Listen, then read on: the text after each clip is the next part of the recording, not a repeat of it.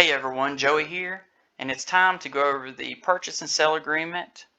This is the form you will fill out when you are making an offer for your client. So here at the beginning is the purchase and sale. So in this section, you will fill your buyer's name in here. The next section, this is where the seller's name goes. The seller's name should be on the MLS. A lot of times the agents only put the last name. To find the seller's full name, you can go on to the CRS and you can locate it at the right hand side about middle ways down. Next, line 6, you will put the street address of the property. Line 7 will be the city, the zip code. Line 8 will be the county and the deed book and page. Most properties will have a deed book and page. There are some properties that will go by the instrument number. You can find that where the deed book and page would be located on the CRS. A lot of times it will be on the MLS, but if it is not there, you can check on the CRS and get it there. Right here on line 9 is where you'd put the instrument number. Line 10 is as further described as. This is where you put the legal description, which you could find at the bottom of the CRS. A lot of times in Tennessee, they do not have anything in that section. So what I do is I put the partial ID and tax ID number. Line 12 here is letter A is included. It's already built in that things that are already attached to the house, such as the bathroom fixtures, the heating and cooling, the plumbing fixtures, light fixtures, are already included. This little section right here, this little box, is for the garage door openers. If it has a electric garage door, you can request that the seller leave the openers. It could be different numbers. It could be 1 through 5. I don't see anybody having 5 garage doors openers, but it's possible. You will put that there. If it does not have a garage or electric openers, just put 0. We'll move down here to line 21, letter B, items to remain with the property. This is where I would put all the appliances, refrigerator, microwave, stove, dishwasher, freezer, basement, washer, dryer, dehumidifier, anything that you want to keep with the property. You can also put, say it's got a island that is on wheels that's movable, and your client would like to have that, you can put that in there. Furniture I would not put in here because most lenders would rather have a bill of sale if they are coming to an agreement on furniture. So that would be a separate form. Go down here to line 26C is items that will not remain with the property. This will be like their personal items. If there's any garbage or anything there that you would like them to remove, you could put that there. Line 29, letter D, is leased items. That's like your security systems, water softeners, fuel tanks, propane tanks. If they want to keep the lease items and go ahead and switch the lease items over, when they close, you put the information right here in this section. If they do not want to, you check this box and whatever the item is, such as a propane tank. Line 38, number 2, is the purchase price, method of payment, and closing expenses. This is where you'll put the offer price that you're going to. Like my instance is $280,000. Once you put it in here, in this little box, it will fill it out in the words. But if you're writing this out, please fill this section out. Go to line 46, financial contingency. If your buyer is financing a property, whatever type of loan, and there's different types of loans, different down payments, whatever it is, put the percentage that's going to be financed right here in this box. My instance, it's 90% conventional loan. Each loan is different. Like the FHA is 96.5% financed, 3.5% down. If your buyer is paying cash, you can check other here and put cash. Okay, and then we'll go down here to line 86. So if they're paying cash, they would not need a financing contingency. So you would click B, and then in this section right here, you would describe how they're going to let the seller know there is proof they can pay for this property. So you can do it in a bank statement. Go here to line 100, and it comes to the appraisal. The majority of homes being financed will be contingent on appraisal. There are some cash buyers that would like to have the home appraised to make sure what they're paying for the property is worth it. So what we'll do here is check this agreement is contingent. This is another contingency that can help get your buyer out of the agreement if it does not appraise for the purchase price. They can actually back out and get their earnest money, or the seller can come down to the appraised value and the transaction can move on. Okay, let's go on down here to closing expenses. Go down here to line 118. Gives a little description of the seller expenses. Line 133, buyer expenses. 142, title expenses. And here is where we normally put C lines 148 and 149. That gives you a little bit more room to write out what you're wanting to happen, such as the seller, in this case, the seller to pay some closing costs. So if you're wanting the seller to pay closing costs, this is the section where you would put it, right here, line 148. You click here, and you have to click in here to be able to type. And if the buyer is going to pay their own closing costs, you can put in this section right here too, buyer to pay buyer, seller to pay seller. Line 150 is the closing agent, closing company for the buyer. 152 is for the seller. And if you're the buyer's agent, and you can go ahead and put whatever title company they want to. And in the seller's company, you can put seller's choice. Or if you don't know of a company yet, your buyer has not chosen one yet, you can put seller's choice. Section 154, or line 154, number 3, earnest money. The buyer to pay earnest money in 7 days.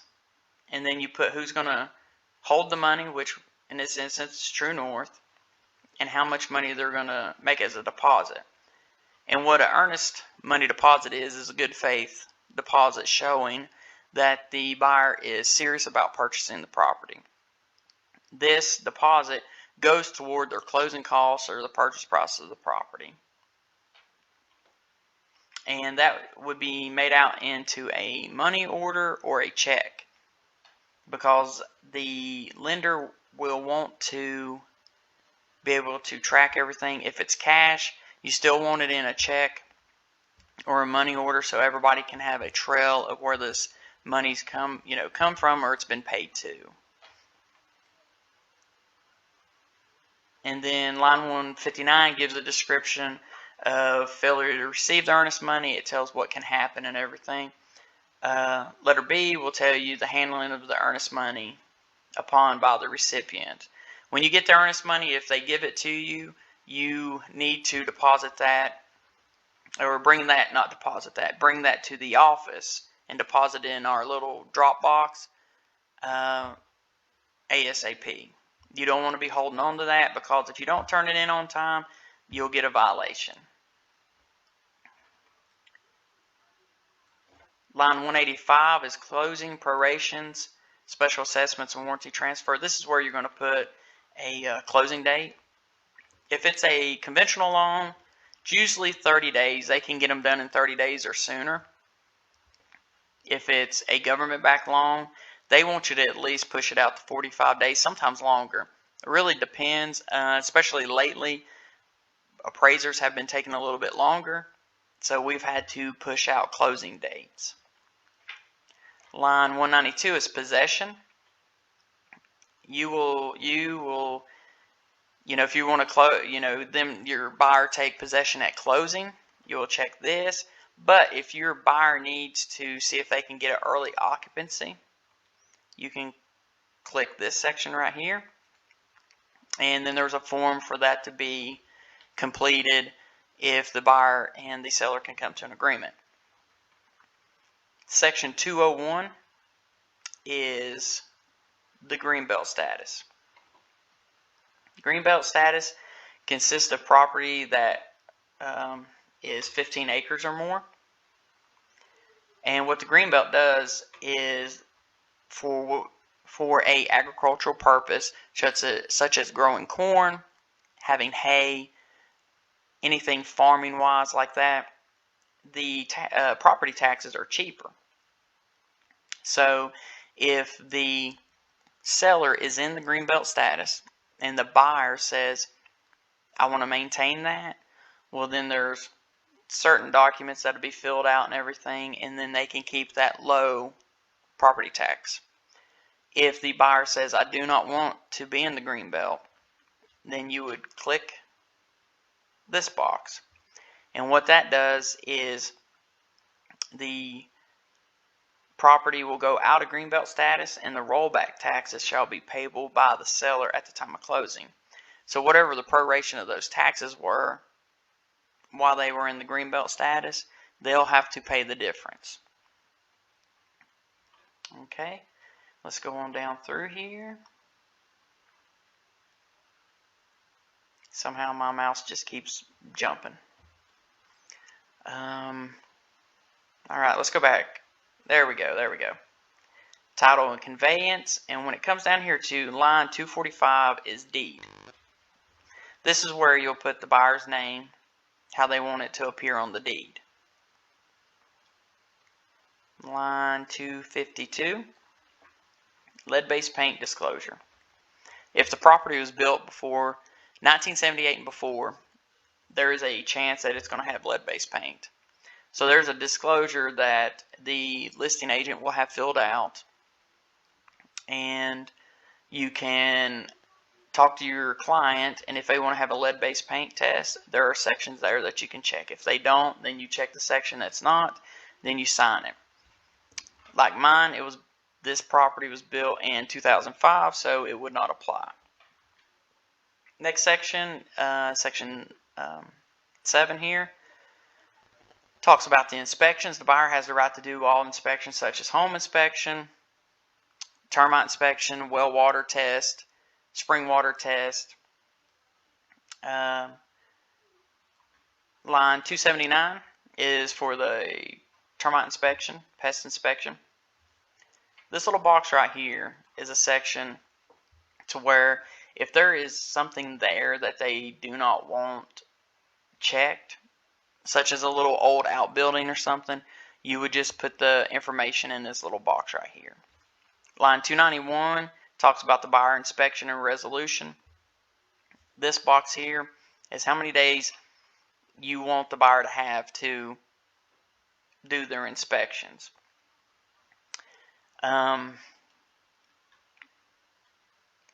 Scroll on down to line 309, the resolution period.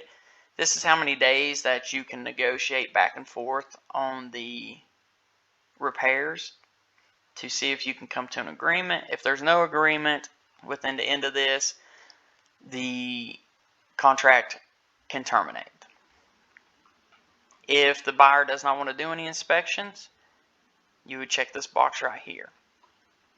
It's always highly recommended for the agent to recommend inspections. It's just something that will give the buyer another contingency if something is wrong with the house that they can back out of. In Tennessee, the buyer can actually do the inspection themselves or hire someone.